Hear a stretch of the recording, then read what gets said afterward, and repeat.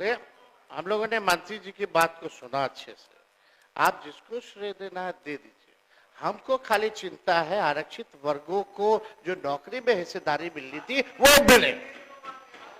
दूसरी बात कि नवंबर में ये पारित होता है, कोर्ट का आदेश रद्द होता है 7वां महीना अगले साल 24 में, तो 7 महीना अगर अनुसूची 9 में हमारी सिफारिशों को अगर केंद्र सरकार ने नहीं माना तो आप किसको दोषी समझते हैं?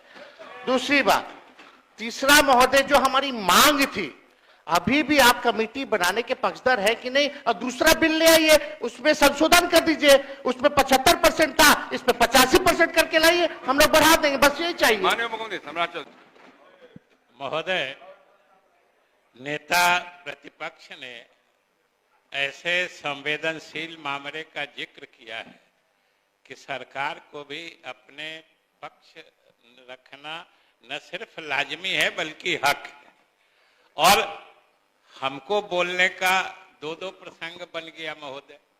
एक तो नेता प्रतिपक्ष ने हमारा नाम भी लिया, स्वाभाविक रूप से हम लोग साथ उस वक्त थे, और दूसरा, जिस विभाग से ये मामला संबंधित है, सामान्य प्रशासन विभाग से, उस समय उस विभाग को देखने की, विधानसभा के मामले में विभागीय मामलों को देखने की जिम्मेदारी भी उन्होंने मुझे अधिकृत की है।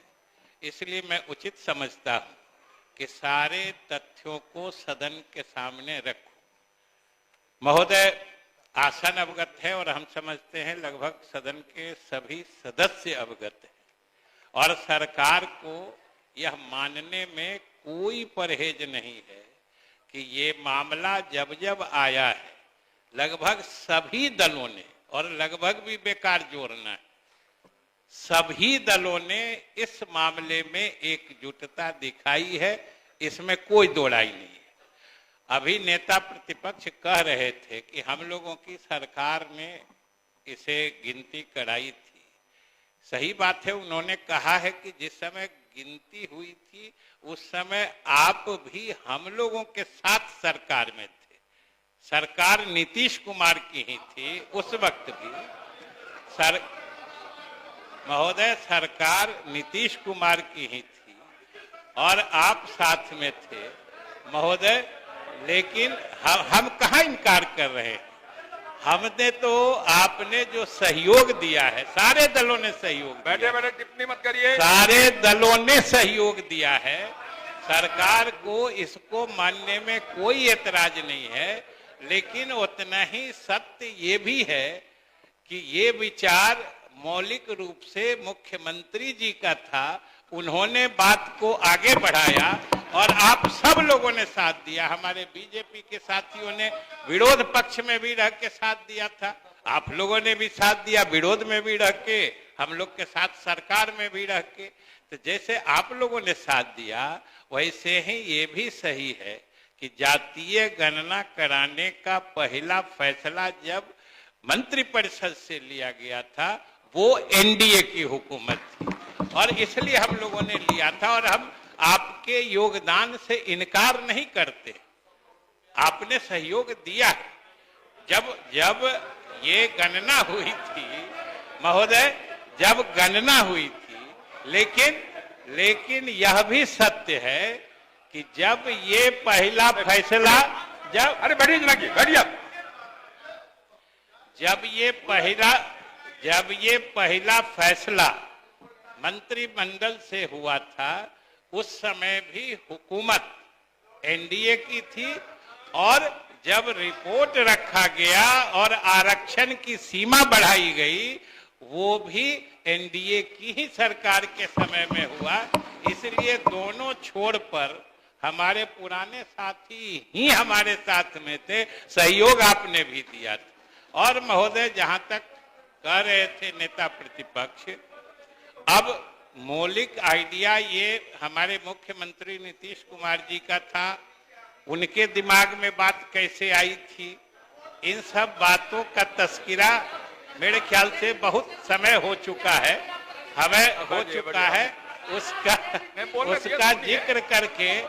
और महोदय आप बैठिए आप बैठिए ना, आपकी बात पर फिर हम आ रहे हैं महोदय। दूसरी बात है कि इन सारी बातों के होते हुए भी हम सब की राय बनी थी कि इस कानून को 9वीं अनुसूची में डाला जाए। ये हम सब की राय थी, इस राय से भी कोई अलग नहीं थे। और 9वीं अनुसूची में डालने का महोदय, अरे विषय गंभीर है, सुनिए। आप उसको मजाक में बना रहे हैं। इतनी गंभीर चर्चा हो रही है, सारा सदन इसके लिए चिंतित है। कहा जा रहा, सुना करिए, समझा करिए। और महोदय 9वीं अनुसूची में डालने का मतलब होता है कि इसको न्यायिक समीक्षा से संरक्षित किया जाए। लेकिन इस बीच में कई लोग कोर्ट चले गए और ये कानून ही निरस्त कर दिया महोदय, ये कानून ही निरस्त कर दिया गया। लेकिन मुझे पिछले दफा सदन में आश्चर्य जरूर हो रहा था जब हमारे सदस्यगण तख्ती लेके कि इसे 9वीं अनुसूची में इस कानून को शामिल करो। महोदय मुझे आश्चर्य हो रहा था कि आज की तिथि में वो कानून अस्तित्व में नहीं है, न्यायालय ने उसे खारिज कर दिया है। और जो नेता प्रतिपक्ष आप पूछ रहे थे, हमको ये बताने में क्या छिपाना है सरकार को, क्योंकि वो कानून न्यायालय ने निरस्त करते हुए यह भी निर्देश दिया है कि बहालियां किसी हालत में नहीं रुकेंगी। बहालियां आरक्षण के जो पुराने प्रावधान हैं उसके आधार पर आपको जारी रखना है। ये सारे निर्देश न्यायालय ने दिए हैं, इसीलिए पुराने आरक्षण की व्यवस्था से ये हो रहे हैं। और महोदय दूसरी बात हम यही कह रहे थे कि इसमें जब सभी दलों का जब सभी दलों का सभी नेताओं का विचार एक ही जगह है तो इसमें अनावश्यक राजनीति की तो कोई गुंजाइश नहीं है। ये तो पूरा बिहार जानता है जो किसकी अगुवाई में काम हुआ, किन किन लोगों ने समर्थन दिया।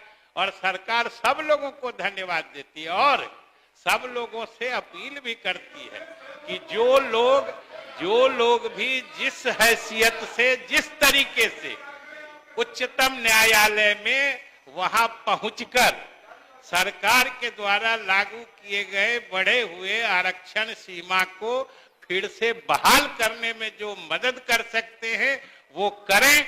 ये होता है तो सरकार उनका भी एहसानमंद होगी। हम लोग तो खुले तौर पर महोदय चाहते हैं कि हम लोग तो जिस दिन उच्च न्यायालय ने उसे निरस्त किया उसके अगले दिन से तैयारी करके कम से कम समय में अपील दाखिल किया। और इस बीच में इंटरिम स्टे का भी हम लोगों ने महोदय रिक्वेस्ट किया, लेकिन न्यायालय ने नहीं माना है।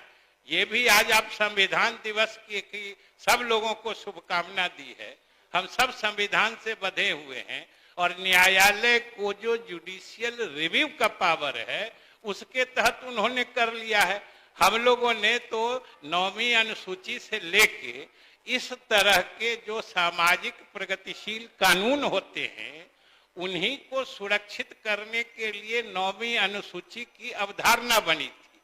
और महोदय ये सबसे बड़ी बात है कि संविधान का पहला संशोधन भी इसी आधार पे हुआ था और एक अनुसूची बनाई गई। और हम लोग बिहार के लोग तो भाग्यशाली हैं कि ये अनुसूची संविधान में जोड़ी ही गई थी।